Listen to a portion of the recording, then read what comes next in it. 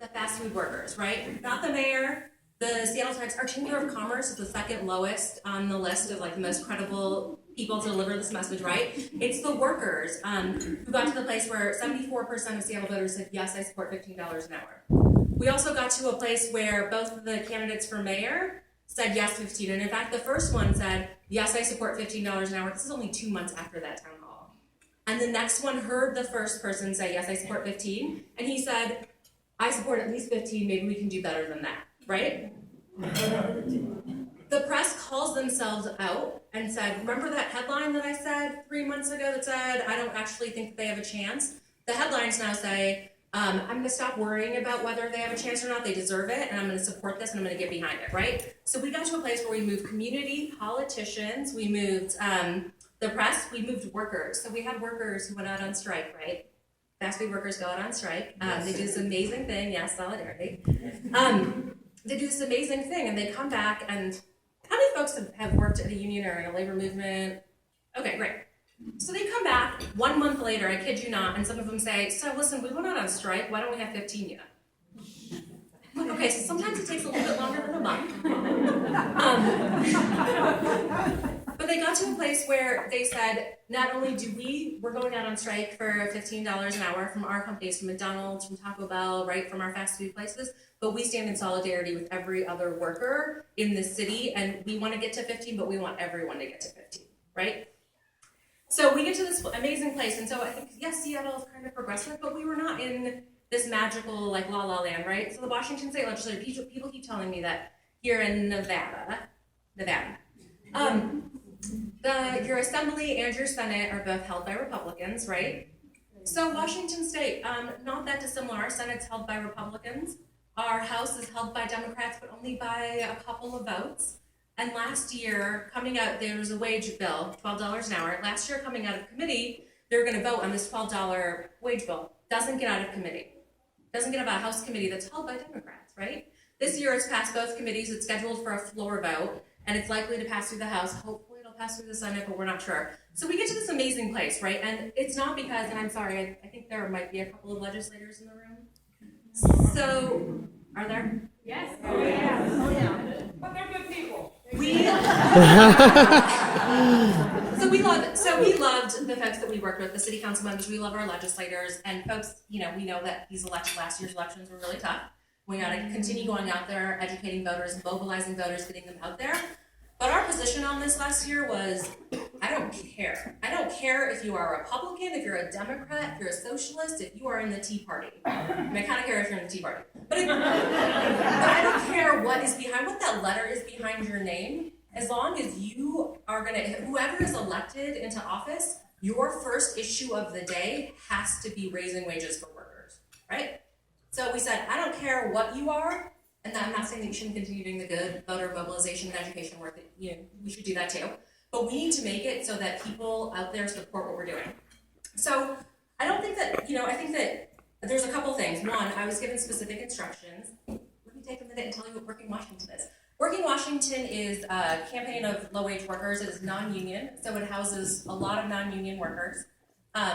It has won, 15 in Seattle through the efforts of the fast food workers. We're now across Western Washington, slated to have some really big wins across the state as well. And we helped with SEIU locals doing work in SeaTac, where SeaTac workers at the ballot box by an astonishing 77 votes won $15 an hour in November of 2013.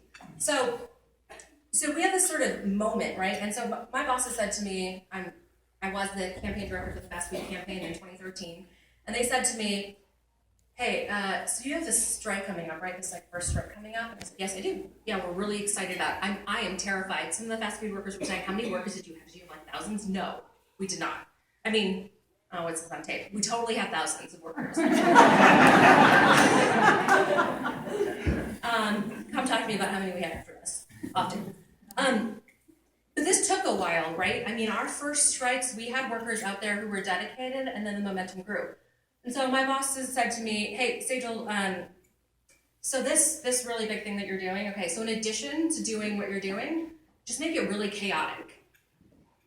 That's a really hard task. And so one thing that I'll say is that, a lot of us who come from the labor world, and I do come from a union, I used to work at a union, we just let go of the reins, right? And we said to workers, this is your day, what do you want to do? And workers came out of the streets, they got into vans, I didn't know where workers were. We had, some people say up to 14 stores and 2 gas stations, I don't know, shut down that day. I don't know where these workers came from, I don't know what they were doing, but it was because workers were calling their family, workers were calling their friends, their former coworkers, workers were walking into shops.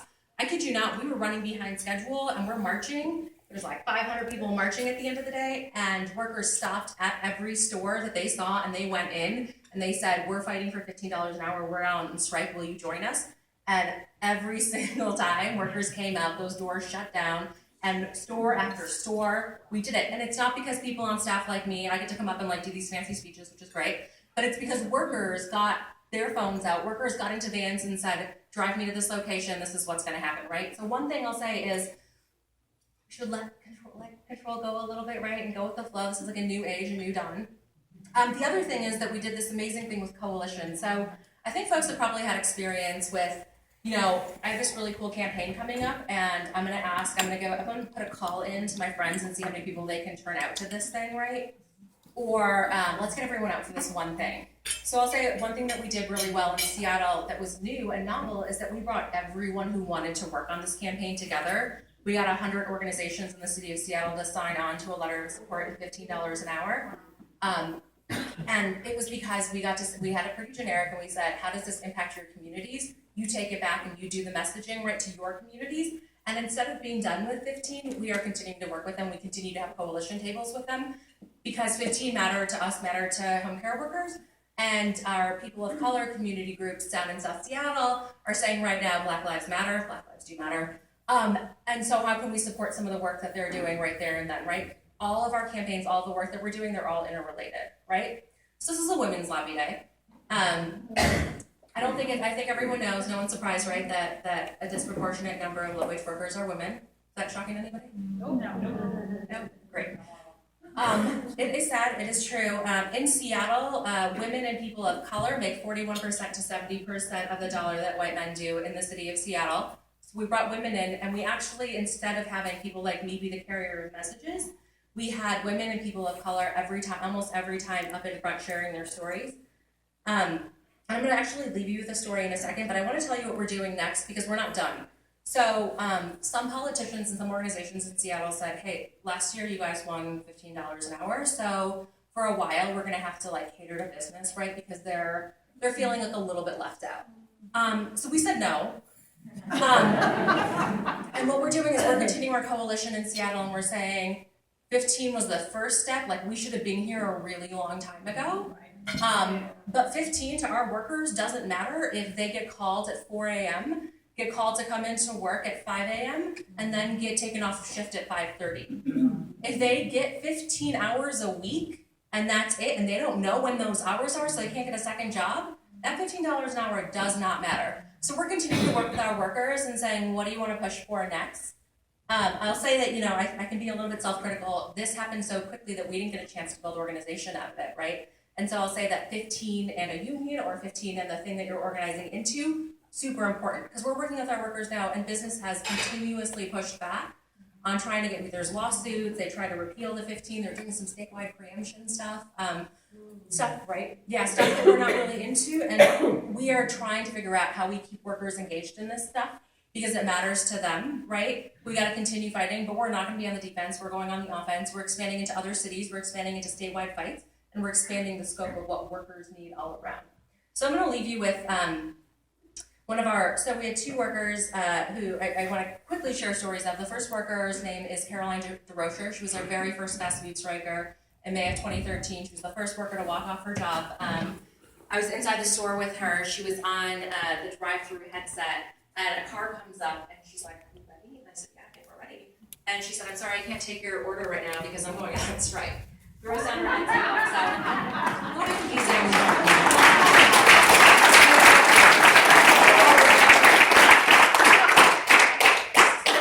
Caroline worked closing shift, so this was like a midnight strike. She got off at 2 a.m. She lived really far north in the city, north of Seattle, and public transportation didn't go anymore. She didn't have a car, she couldn't afford one, right? So she actually ended up having to walk 2 hours at 2 a.m. home.